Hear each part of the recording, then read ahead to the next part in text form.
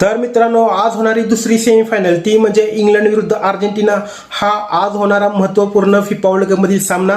आणि ही सामन्याची जी रायव्हलरी आहे ना, ते 1998 पासून चालू झाली आहे। 1998 मध्ये जेव्हा हा सामना झाला होता त्यामध्ये अर्जेंटिनाच्या टीममध्ये बटिस्टुता, झेनेटी यासारखे, डिएगो सिमोने यासारखे प्लेयर होते। तसेच इंग्लंडची साईड बघितली तर मायकल ओवेन, डेव्हिड बॅकहम यासारखे प्लेयर होते। ही मॅच 2-2 अशी एक्स्ट्रा टाइम पर्यंत चालली होती, परंतु पेनल्टी शूटआउटमध्ये अर्जेंटिनाने पुन्हा एकदा इंग्लंडचा पराभव करून हा सामना जिंकला। त्यानंतर 2002च्या वर्ल्ड कपमध्ये हा सामना पुन्हा एकदा झाला क्वार्टर फायनलमध्ये, आणि ही मॅच मात्र त्यावेळेस इंग्लंडने 1-0 अशी जिंकली। त्यावेळेस ओवेनला पेनल्टी मिळाली होती आणि डेव्हिड बॅकहमने ती पुन्हा कन्व्हर्ट केली होती।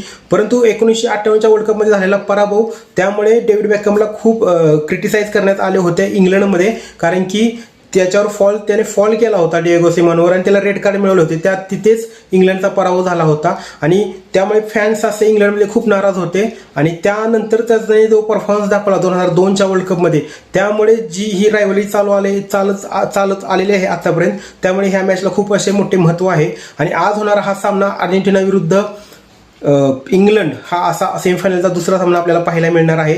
आणि यामध्ये देखील इंग्लंडचे थोडे पार्टे जड असले तरी पण अर्जेंटिना ही पाठीमागची चॅम्पियन टीम आहे। Messi, Rodri, De Paul, Mac Allister, Nico Paz, Lautaro Martinez यांचा तगडा असा परफॉर्मन्स ग्रुप स्टेजपासून आत्तापर्यंत आपण पाहत आलो आहोत।